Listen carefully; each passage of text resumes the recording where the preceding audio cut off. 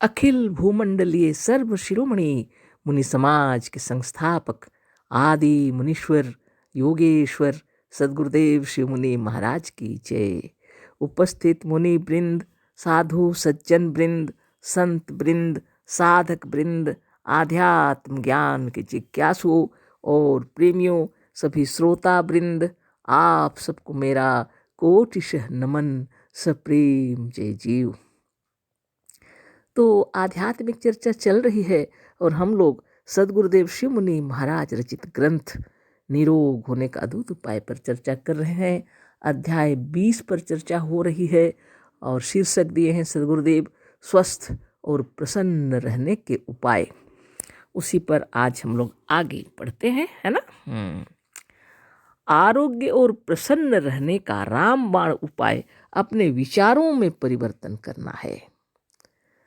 तो सदगुरुदेव कह रहे हैं कि आरोग्य और प्रसन्न रहने का रामबाण उपाय कहते हैं। राम की बाण कभी चूकती नहीं, यानी अचूक उपाय है ना। क्या है ना, विचारों में परिवर्तन करना। ठीक है, चर्चा करेंगे, पहले पढ़ लेते हैं, है ना। तो आरोग्य और प्रसन्न रहने का रामबाण उपाय अपने विचारों में परिवर्तन करना है। विचारों में परिवर्तन करने का उपाय भूत भविष्य के विचारों का मनन और उठना बंद करना है।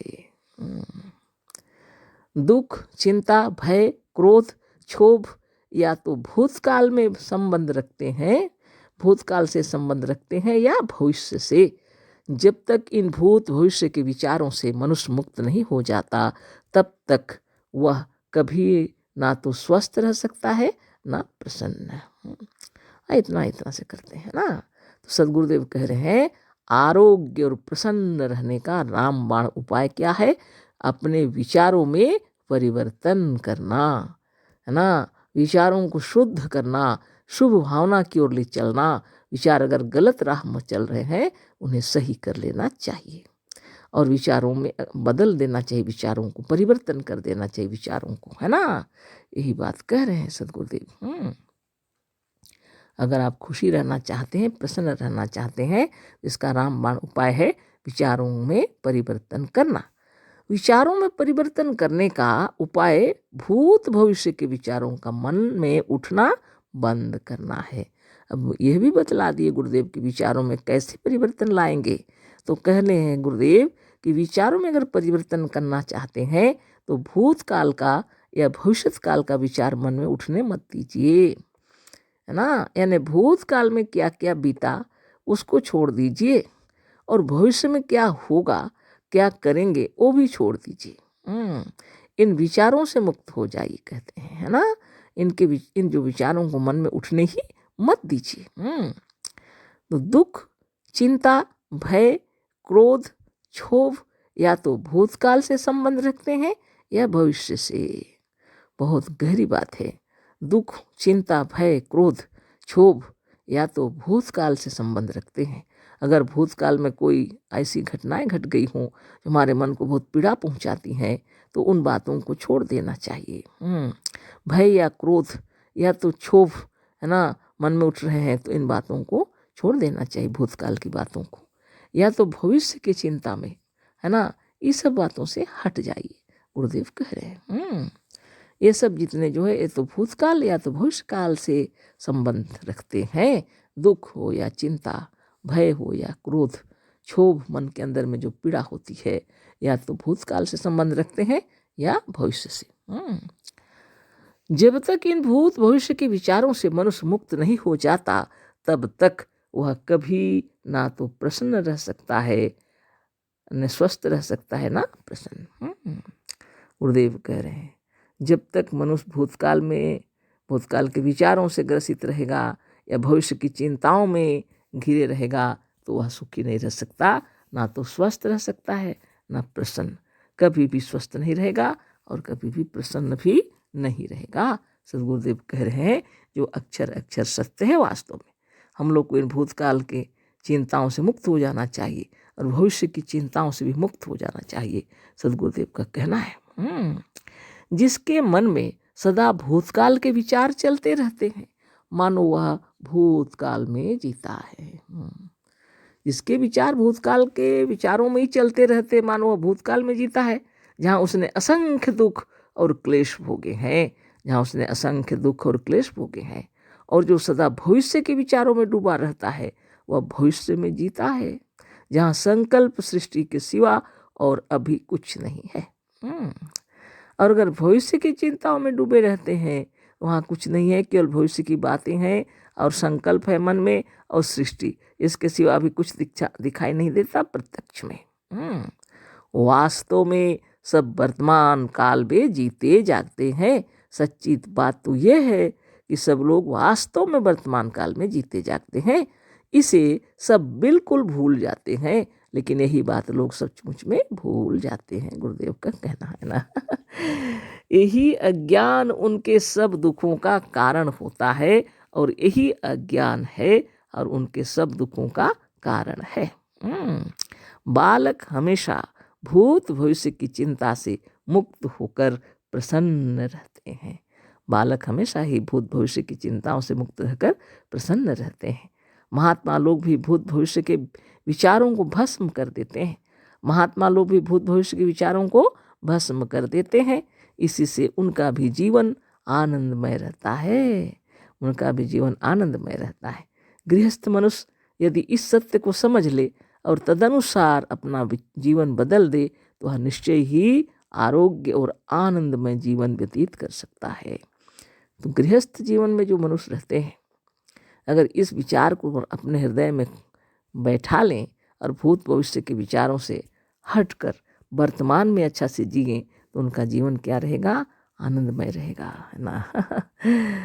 तो बात ऐसी है।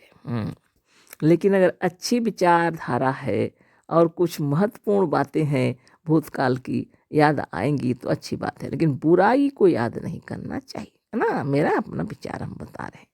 अगर याद भी हो गया तो मन को झटक दे और वर्तमान में ही जीना चाहिए, है ना। हमेशा मन को हृदय में रखिए, अपने हृदय में शुद्ध विचार रखिए कि हम शुद्ध बुद्ध निर्मल पवित्र परमात्मा है। मेरे शरीर में जितना रोग व्याधि था वो चला गया और यदि कुछ है तो वो भी चला जाएगा। नित्य योगाभ्यास करते रहिए। दुख सुख तकलीफ आते जाते रहते हैं। गरीबी या अमीरी या किसी अभाव में अगर हैं वो भी दूर हो जाएगा। नित्य योगाभ्यास करने से हर दुख दूर हो जाते हैं। संसार में 3 ही प्रकार के ताप बताए गए हैं। एक तो देह का तकलीफ हो सकता है, एक तो दैवी भूत पिशाच प्रेत चंडी, है ना, और तंत्र मंत्र जादू टूना कोई कर दिया ऐसा विचार, और एक तो भविष्य के मैंने भौतिक सुख समृद्धि, है ना, भोजन पान खाना पीना, है ना, अनेक प्रकार के घर बिल्डिंग जो कुछ भी आप सोच रहे हैं ये सब हो सकता है। दुख दैहिक दैविक भौतिक 3 प्रकार के कष्ट माने गए हैं। ये तीनों प्रकार के ताप योगाभ्यास करते ही धीरे धीरे मिटने लगते हैं, है ना। पहले तो देह स्वस्थ हो जाएगा सुंदर, समय अनुसार, है ना। आपके विचार इतने शुद्ध हो जाएंगे, आत्मबल मनोबल ज्ञान बल योग बल के प्रकाश में जब आप दिखेंगे तो आत्मा से बढ़कर कोई शक्ति नहीं है जगत में। तो कहाँ का भूत और प्रेत आपको धरेगा, है ना। न कोई किसको हाँकेगा, आपके पास कोई है ही नहीं, केवल विचारों का खेल है। आप यदि अपने विचारों को शुद्ध कर लिए तो आपको कोई कोई क्या कहते कष्ट नहीं पहुंचा सकता। इसलिए मन को शुद्ध और निर्मल करने के लिए निश्चित रूप से योगाभ्यास करना चाहिए। एकमात्र उपाय है योग ही एकमात्र उपाय। हर प्रकार के उलझन को दूर करने के लिए, हर प्रकार के जीवन के तकलीफों को दूर करने के लिए योग ही करना है। योग के बिना और कोई उपाय नहीं है। किसी भी प्रकार का उपाय और दिखता ही नहीं, है ना। निरंतर योगाभ्यास कीजिए। सवेरे शौच से निवृत्त होकर के गुरु के इन ज्ञान को धारण करते हुए योग साधन करते रहें। शुभ भावना भी करें, प्रणव भी करें, चक्र भेदन भी करें, प्राणायाम भी करें और 24 घंटा सच्चाई और ईमानदारी से मेहनत और परिश्रम से कार्य करें। शरीर का भी ध्यान रखें, है ना। तब देखिए आप प्रसन्न रहेंगे वास्तव में, है ना। तो गुरुदेव जो कह रहे हैं ये वास्तविक बात है।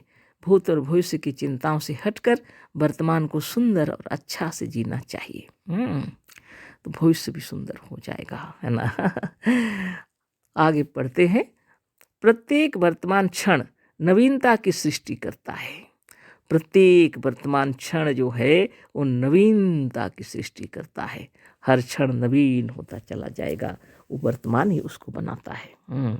जलाशयों में नवीन जल है ना जलाशय में भी नवीन जल, आकाश मंडल में नवीन वायु, आकाश मंडल में नवीन वायु, सूर्य में नवीन प्रकाश, सूर्य में भी नवीन प्रकाश, वृक्ष वनस्पतियों में नवीन पत्र है ना वृक्ष और वनस्पतियों में नवीन पत्र आते हैं नए, है ना।